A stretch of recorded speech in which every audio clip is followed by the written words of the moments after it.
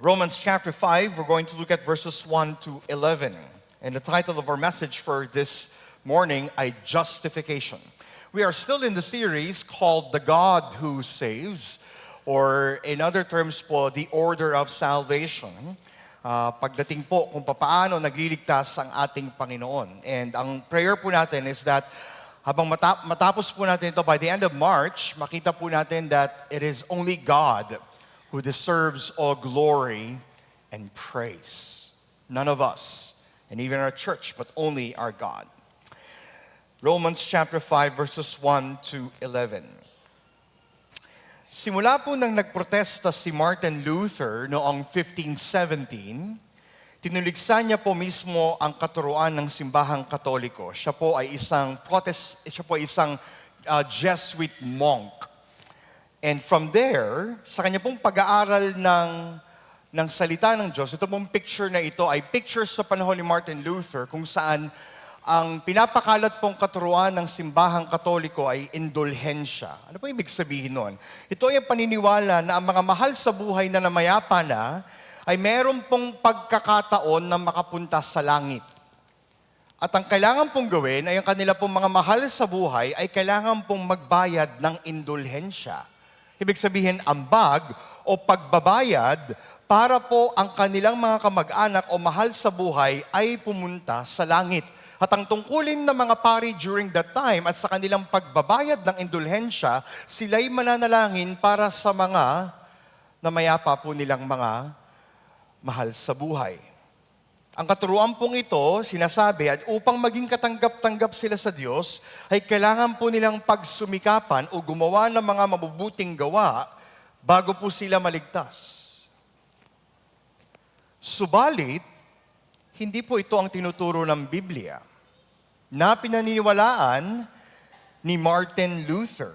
Mula po sa pagiging isang Jesuit monk or Katoliko, siya po iniligtas ng ating Panginoong Yesus simula ng kanyang pag-aralan ang Book of Romans at Galatians. Particularly sa Romans chapter 1 verse 17, ganito po ang sabi ni Apostol Pablo, "For in it," yung word na it, is the gospel. Kasi in verse 16, sabi ni Pablo, "For I am not ashamed of the gospel." At sabi ni Pablo sa verse 17, "For in the gospel, the righteousness of God is revealed from faith for faith, as it is written, the righteous shall live by faith." Nung sinimula pong ipinako ni Martin Luther ang kanyang 95 Thesis sa Church of Wittenberg, ito po yun, sa Germany, gusto niya lamang magkaroon ng simple discussion pagdating sa mga leaders ng Roman Catholics before, pero ikinasama po ito ng kanilang loob because they are, sabi nila, kinokontradict daw ang katuruan ng simbahang Katolika. Pero si Martin Luther, because he was born again, regenerated by God, tinayuan niya na bilang isang mananampalataya, hindi mo kailangan ng indulhensya. Hindi mo kailangan gumawa so that you can be saved. Ang kailangan mo po ay pananampalataya.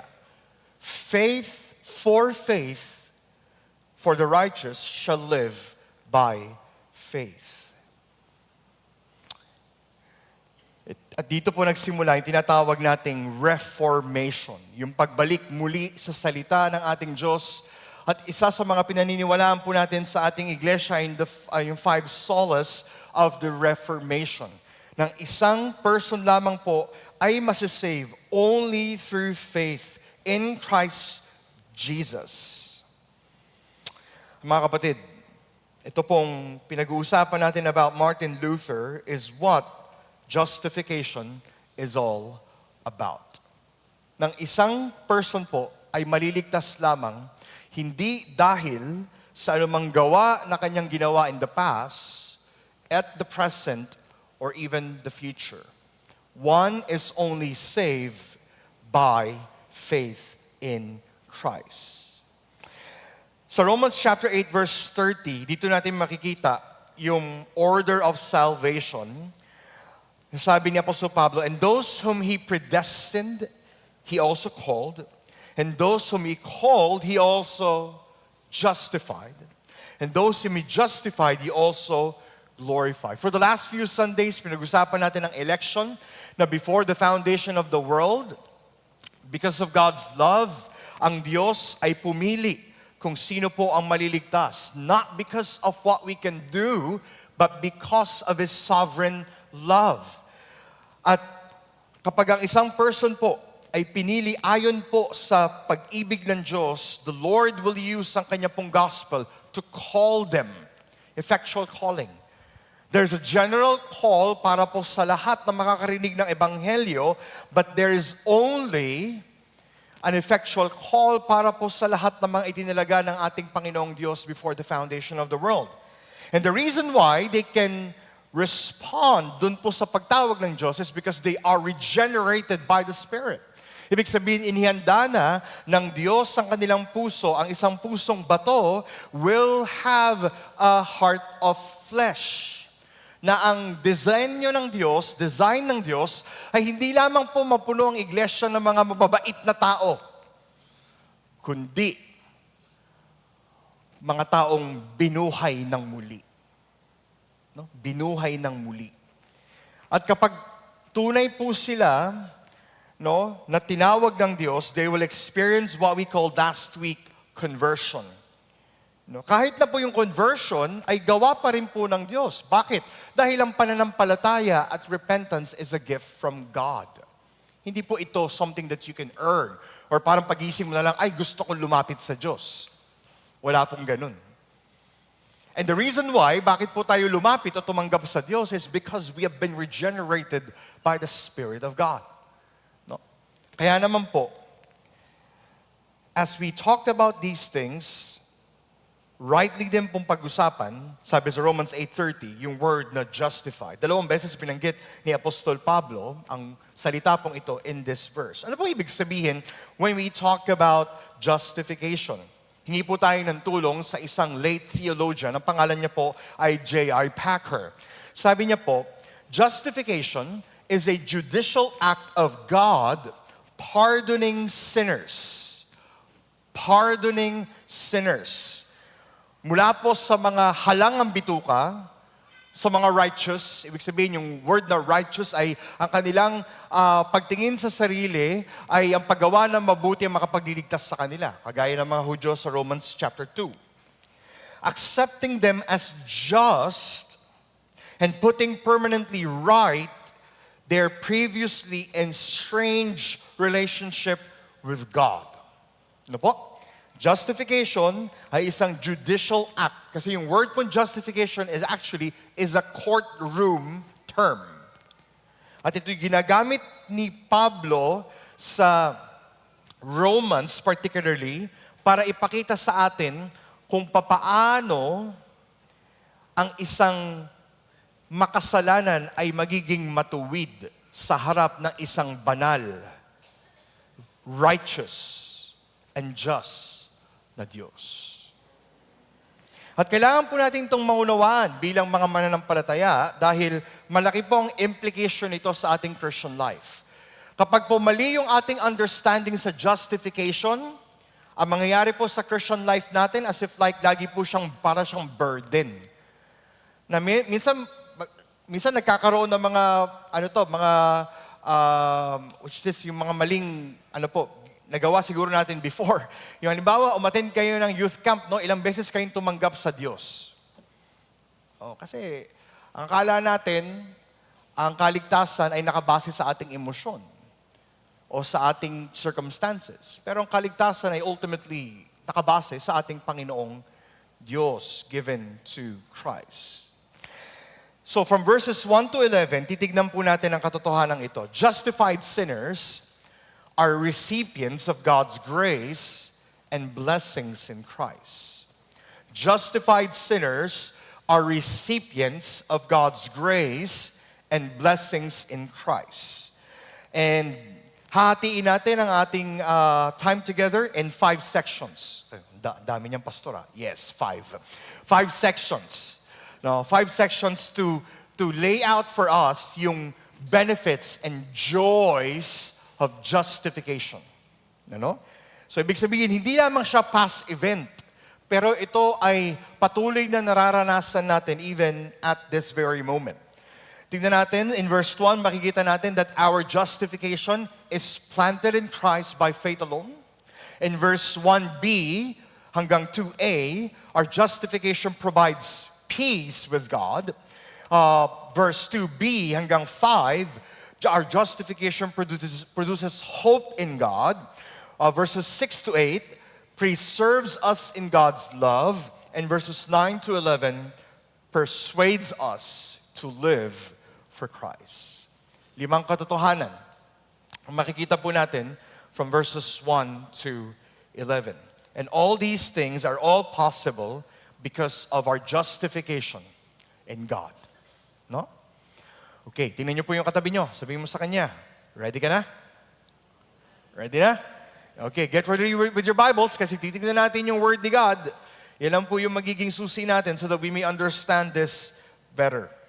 Now, look at verse 1a. Therefore, since we have been justified by faith, our justification is planted in Christ by faith alone. Yung verse 1 ng chapter 5 start with a therefore. At kapag nag-start po ang New Testament with a therefore, or the Bible starts with a therefore, ibig sabihin, meron siyang mga previously yung author na binanggit na argument at ito ay para bagang conclusion ni Apostol Pablo. Ano makikita po natin sa Romans chapter 1 verse 4? Si Paul po is building a strong argument based sa chapter 1 verse 17 na ang righteous shall live by faith. The question is, papaano? Sa chapter 1, binanggit ni Apostol Pablo na yung mga Gentiles, no? Yung mga, at first, akala ng mga Jews, hindi sila kasama sa plano ng Diyos. The righteousness of God is revealed to the unrighteous. Pero sa chapter 2, binanggit din, siguro nung pinapakinggan ito ng mga Hudyo, yes, buti naman, merong wrath sa kanila. Pero meron ding wrath na paparating para sa mga Hudyo, na tumanggap ng kautusan pero hindi nila nasunod ito perfectly.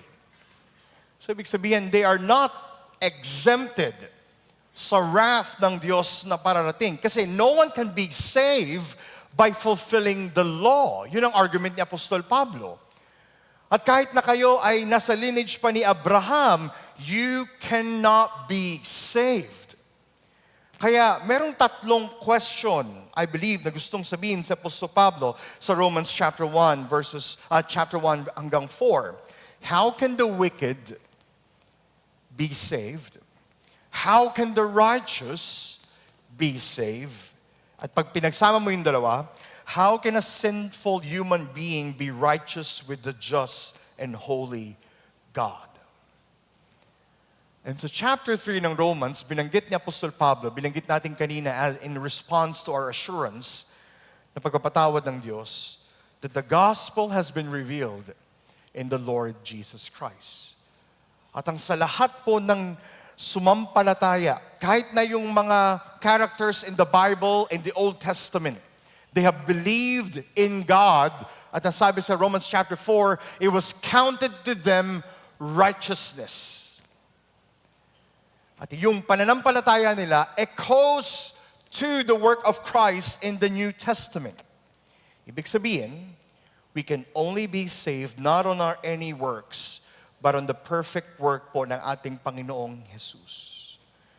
At sa pamamagitan ng pananampalataya, which is actually given to us by God, the righteousness of Christ is given to those who believe.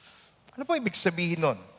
Sa halip na tayo po ang tumanggap ng kaparusahan, sa halip na tayo ang mahutulan ng guilty, sa halip na tayo ang mamatay mula sa ating pagkakasala sa isang banal, matuwid at mapagmahal na Diyos, tayo'y ginawang matuwid ng Diyos. Pero hindi ibig sabihin ay kinalimutan ng Diyos ang ating kasalanan.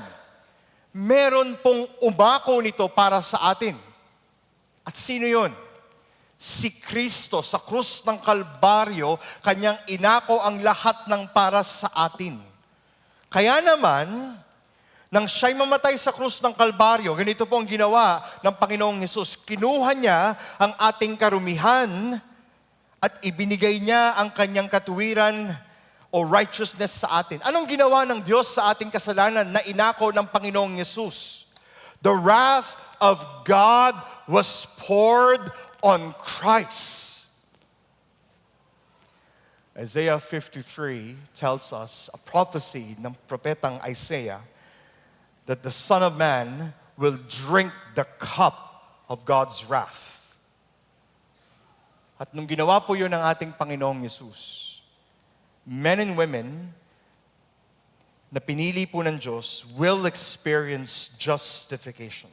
Kaya ang sabi ni Pablo sa Romans chapter 5 verse 1, therefore, since we have been justified. A past tense, pero progressive. Ibig sabihin, yung past event na ginawa ni Kristo in the past, ay nararanasan pa rin hanggang ngayon. Have been justified. Not by your works, but look at verse 1. By faith. We are justified in Christ only by faith. Mga kapatid, dahil kay Kristo, binura niya yung ating kasalanan. Sabi ni Corrie ten Boom, isang Christian sa panahon ng ng Nazis, sabi niya, nung tayo'y pinatawad ng Diyos, itinapon niya ang ating mga kasalanan sa pinakamalalim na dagat. At naglagay ang Diyos ng signage sa dagat na yon, bawal lumangoy dito. Makikita natin mga kapatid, yung mercies ng Diyos sa atin. Ito yung pag-justify ng Diyos sa atin through Christ. And it's progressing. Ay maaari nating maranasan even today. Ganito po ang sabi ng ating confession sa Baptist Faith and Message 2000. Pakinggan po ninyo. Justification is God's gracious and full acquittal upon principles of His righteousness of all sinners who repent and believe in Christ. So, keep this in mind. Ito po ay mararanasan lamang ng mga taong tunay na tumanggap kay Kristo. Regenerated person received Christ. Then you are justified. Ang inyo pong kasalanan, past, present, future, paid. Ibig sabihin din, hindi nakikita ng Diyos Ama yung ating karumihan, nakikita ng Diyos Ama yung purity, righteousness ni Kristo. Kaya pwede tayong makalapit sa Kanya. Mga kapatid, justified sinners are recipients of God's grace and blessings in Christ. Kasi yung effect, take a look at verse 1b. Our justification provides peace with God. We have peace with God through our Lord Jesus Christ. Now, ano pong ibig sabihin ng peace with God? Ano po ibig sabihin nito? Mga kapatid, pag pinag-uusapan sa New Testament yung word na peace with God, hindi po ito subjective peace. Ano ba ibig sabihin nun? Di ba kasi tayo minsan gusto mo ng kapayapaan, pupunta ka sa SMT, pupunta ka sa Clark, magja-jug-jug ka ng konti, iinom ka ng Slurpee, milk tea, peace. Mga kapatid, subjective po yung peace na yon. Yung peace na binabanggit ni Apostol Pablo is an objective peace. Ibig sabihin, kanino siya nanggagaling? In Christ. Tingnan niyo po yung words ni Apostol Pablo. We have peace with God through our Lord Jesus Christ. Ibig sabihin, yung bunga ng ating justification sa Diyos. We are not anymore guilty. Kung dati tayo po'y enemies of God, kung dati tayo po'y layo sa Diyos, now, we have been reconciled. Wala na pong hadlang, wala na pong makakapigil para iparanas ng Diyos ang kanyang lubusang pagpapala at grace na nagmumula kay Kristo.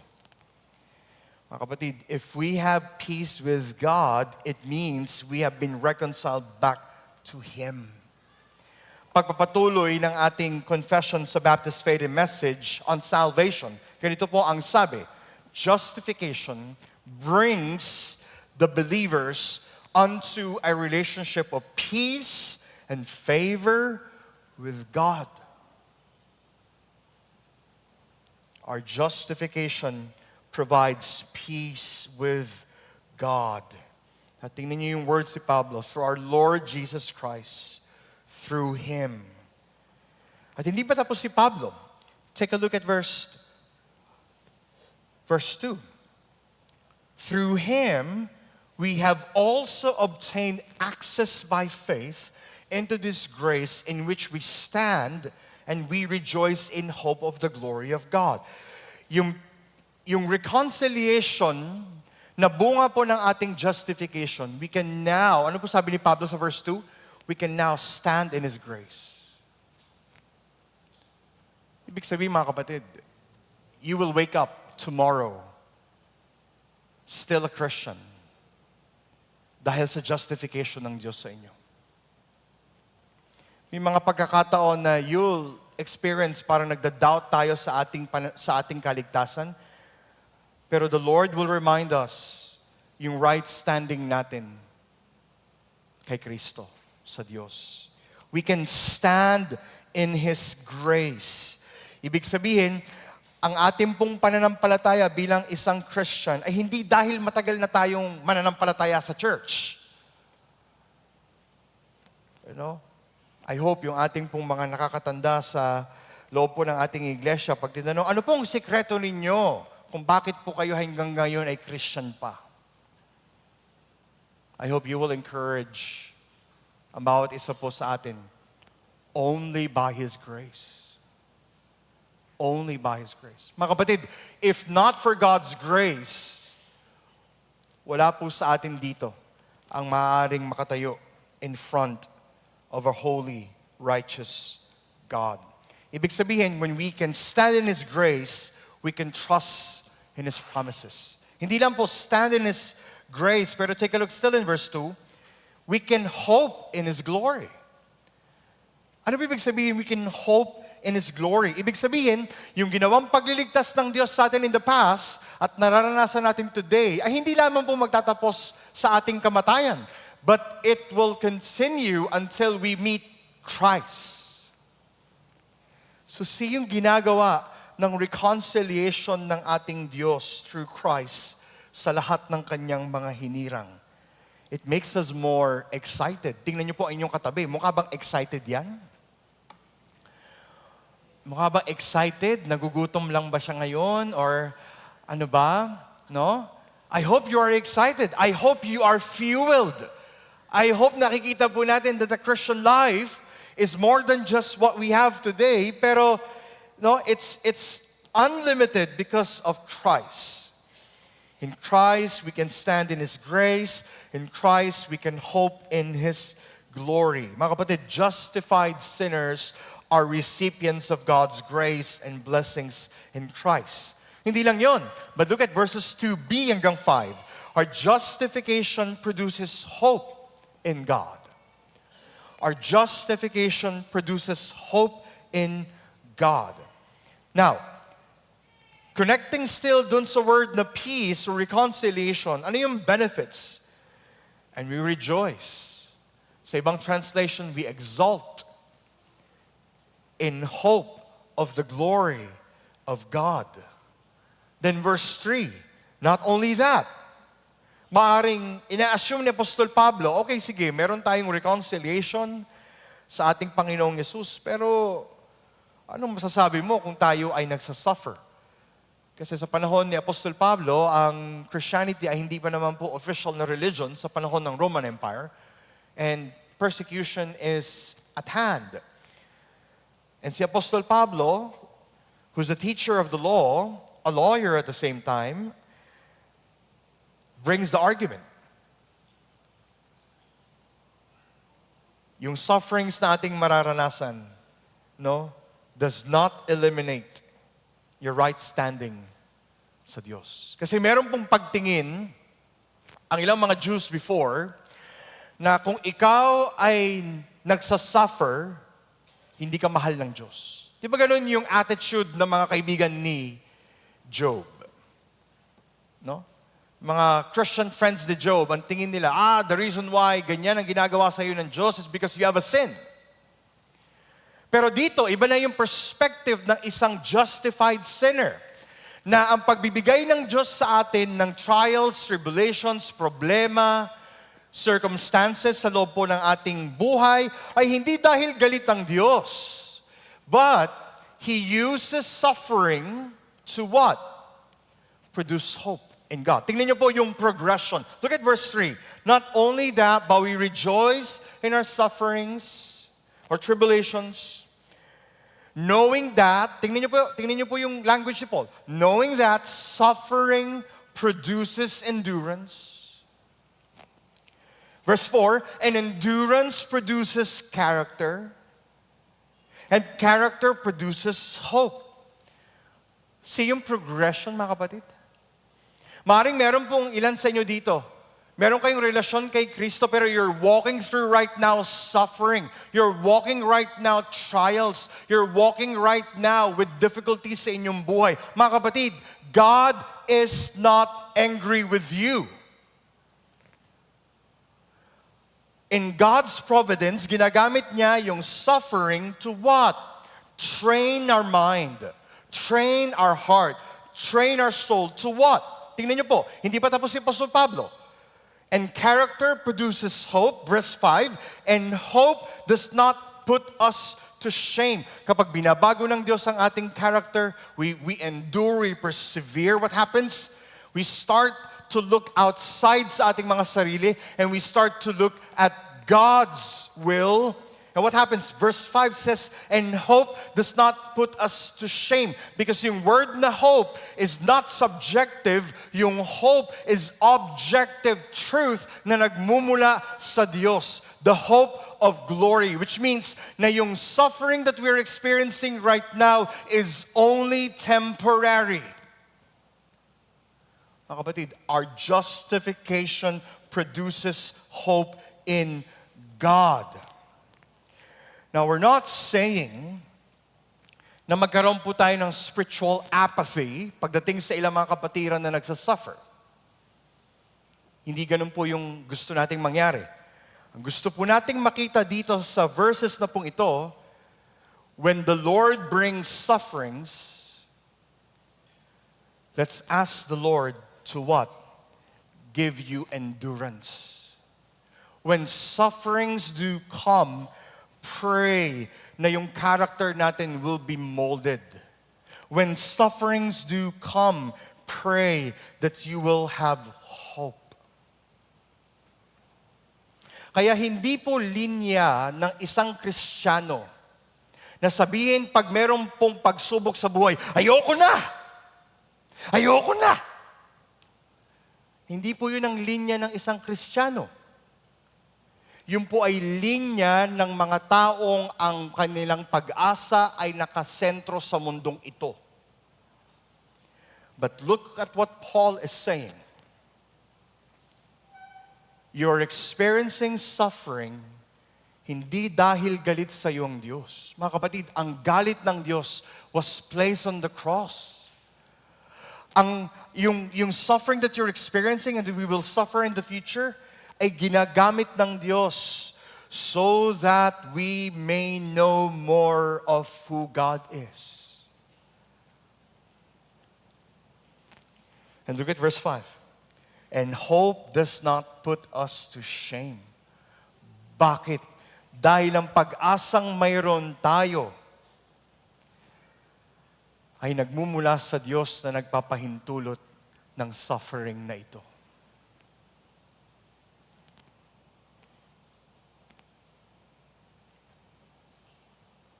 Mga kapatid, ang lahat po ng ating sufferings or trials sa mundong ito bilang Christians must not be wasted. Hindi po dapat masayang. Ginagamit po ito ng Diyos upang patatagin ang ating pananampalataya. Ginagamit niya ito upang mas tumibay ang ating pagtingin sa Kanya. Ginagamit niya ito upang mas lalo tayong manatili sa Kanya. Ng ating pag-asa ay hindi po sa good outcome ng problema o kung masusolusyonan po ito, kundi sa kagandahang loob lamang ng ating Panginoong Jesus. Ganito po yung sabi ni Paul sa verse 5. Because God's love. Tingnan niyo po. Because God's love has been poured into our hearts, hindi wrath. Ang reason ng Diyos kung bakit pinahihintulutan niya yung ating mga suffering is because He loves us. At para patuloy nating maunawaan na pwede tayong lumapit sa Kanya, wala nang balakid. We have peace with God. We have been reconciled with God.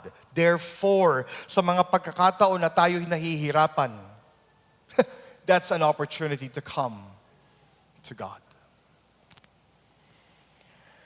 Mga kapatid, hindi lamang that it's about God's love, pero hindi pa tapos si Pablo. Look at verse 5. God's love has been poured out into our hearts through the Holy Spirit who has been given to us. Hindi lamang hope yung binibuild ng Diyos sa ating puso o yung benefits ng ating justification, kundi ang banal na Espiritu yung nananatili po sa atin. Mga kapatid, He's actively at work, He's doing His job 24/7. At anong ginagawa niya? To conform us more and more to Christ. Justified sinners are recipients of God's grace and blessings in Christ. Pero hindi pa tapos si Pablo. Look at verses 6 to 11. Our justification also preserves us in God's love. Take a look at verse 6. For, ibig sabihin, connected pa rin dun sa pinag-uusapan nating justification, for while we were still weak, ganyan po yung description ni Pablo nung tayo wala pa kay Kristo. We're dead, we're weak. Ayaw po yan ng mundong ito. Pag sinabihan ka, mahina ka. Pero kay Pablo, this is just plain and simple. If you're not in Christ, you're weak. If you're not in Christ, you're dead. At the right time, ano pong ginawa ni Kristo?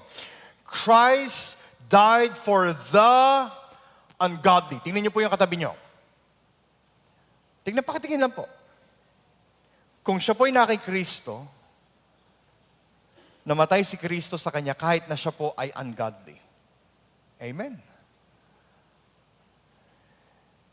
So, think about this. Hindi hinintay ng Diyos na tayo po'y maging malakas. Hindi hinintay ng Diyos na tayo po'y maging godly para tayo'y Kanyang iligtas. Ano pong ginawa ng gospel? Hindi po nagkaroon ng survey ang Diyos. Sino kaya dito ang papasa sa akin? Sino kaya dito ang pupwedeng makaabot sa aking kaluwalhatian? Wala pong ganong, survey. God was so decisive in His justification na habang tayo'y mahina, walang kakayahang umabot sa kaluwalhatian ng Diyos, at habang tayo ay ungodly, hindi man lamang makatingin sa Diyos, ano pong ginawa ng Diyos? Ibinigay niya ang kanyang bugtong na anak to die for us. See God's love. At nabigay pa siya ng comparison. Look at verse 7. For one will scarcely die for a righteous person. Tama naman, di po ba? Kung tatanungin mo isang ordinaryong tao, and particularly I think para sa mga Hudyo, mamamatay ka lamang, bibigay mo lamang yung buhay mo kung matino yung tao. Di ba? Though perhaps for a good person, one would dare even to die. Hindi po ba ganun ang logic ng isang tao? Kaya nga binanggit ng Panginoon yung Good Samaritan. Kasi ang mga Hudyo, ginamit niya yung parable na yon kasi sila mismo, hindi nila kayang tulungan yung mga Gentiles. Pero gagawa lang sila ng mabuti kapag gagawan din sila ng mabuti. Ganyan yung sinasabi ni Pablo sa verse 7. For one will scarcely die for a righteous person. Yes. Though perhaps for a good person, one would dare even to die. Pero ang Diyos, hindi po ganun yung kanyang mindset. But God, look at verse 8. But God shows His love for us in that while we were still sinners, while we were still weak, while we were still dead, Christ died for us. Mga kapatid, the reason why yung ating pong justification is taking effect today is because of God's love, at ito yung ginagamit ng Diyos to strengthen our hearts to love Him more. Kaya dapat yung lines ng puso po natin ay dapat ganito.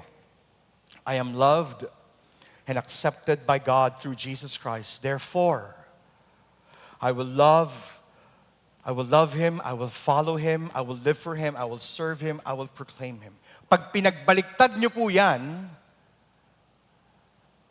ang tawag po doon is works righteousness. Ibig sabihin, pinagsusumikapan natin ang ating kaligtasan. Tingnan niyo po, no? Sa order of salvation, hindi po nauuna ang sanctification. Next week pa po yun. Ang dapat mauna, justification. Bakit? Kasi the reason why mahal natin ang Diyos, the reason why you serve the Lord, the reason why you live for Him, the reason why you proclaim Him and follow Him is because you are loved and accepted by God through Jesus Christ. Mga kapatid, tingnan niyo po ako. Wala na po tayong pwedeng idagdag pa sa pag-ibig ng Diyos sa atin.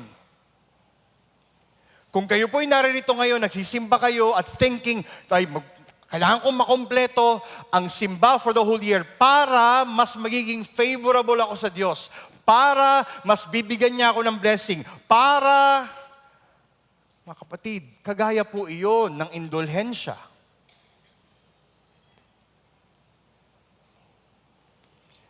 At the same time, I am loved and accepted by God through Jesus, therefore I will love others. I will commit to His church. And I will become more like Jesus. Oh, but that's our motivation.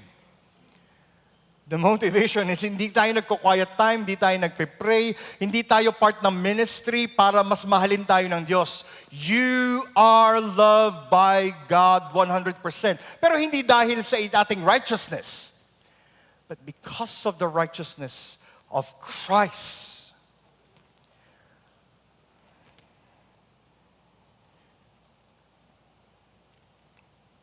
Justified sinners are recipients of God's grace and blessings in Christ.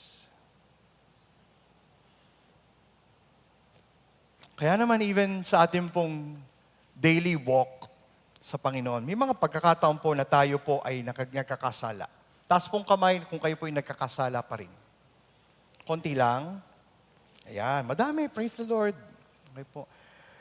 So, kung tayo po ay mananampalataya, we still do sin.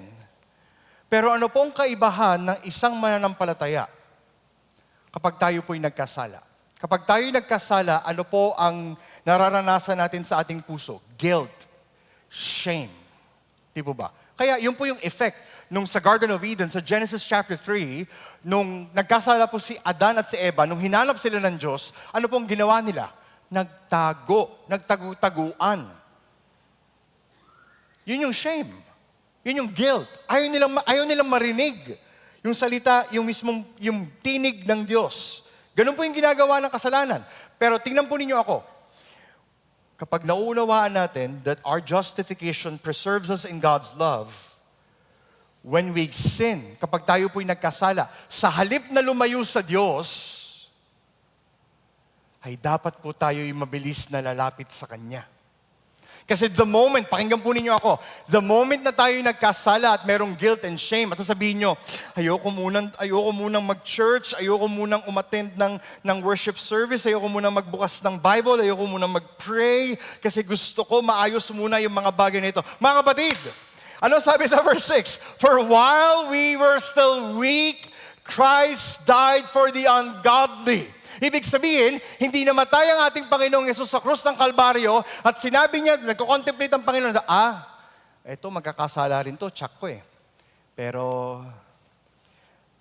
wag na lang siguro. Hindi, wala pong ganong thought ang ating Panginoong Diyos and even in Christ, pero ibig sabihin, decisive ang Diyos dahil alam niya na tayo'y magkakasala pa rin, ngunit hindi na magpapatuloy. At sa mga pagkakataong tayo po'y magkakasala, ang ating pong assurance lamang, sabi sa 1 John chapter 2, is we have an advocate, ang pangalan niya po ay Panginoong Yesus, na kapag tayo'y nagkasala, tayo'y agad tumakbo sa Diyos at hayaan nating si Kristo ang maglinis sa atin.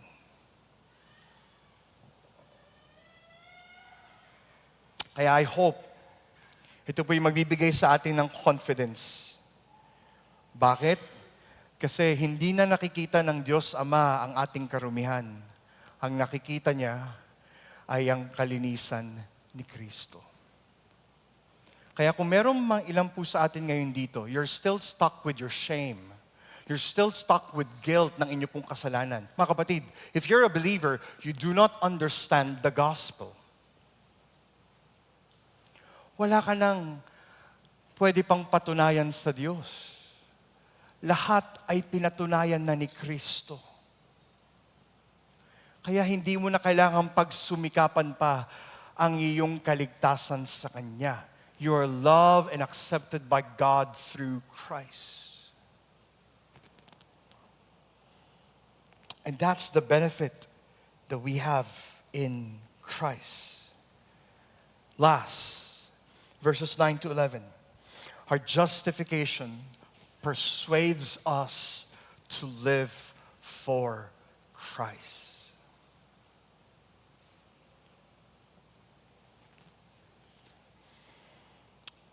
Look at verse 9. Since, therefore.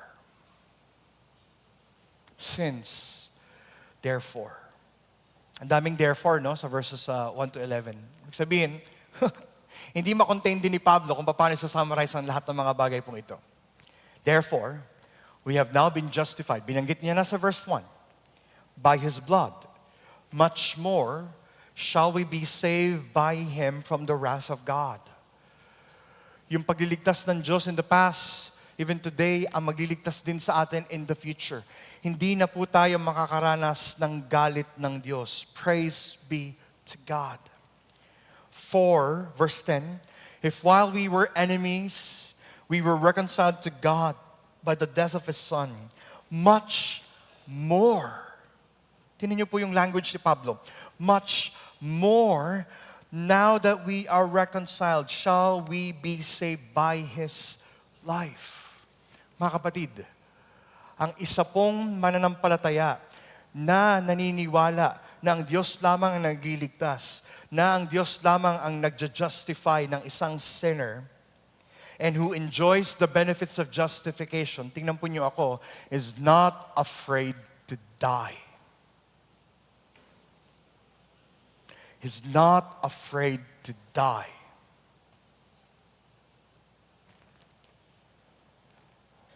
Verse 11, more than that, we also rejoice in God through our Lord Jesus Christ, through whom we have now received reconciliation.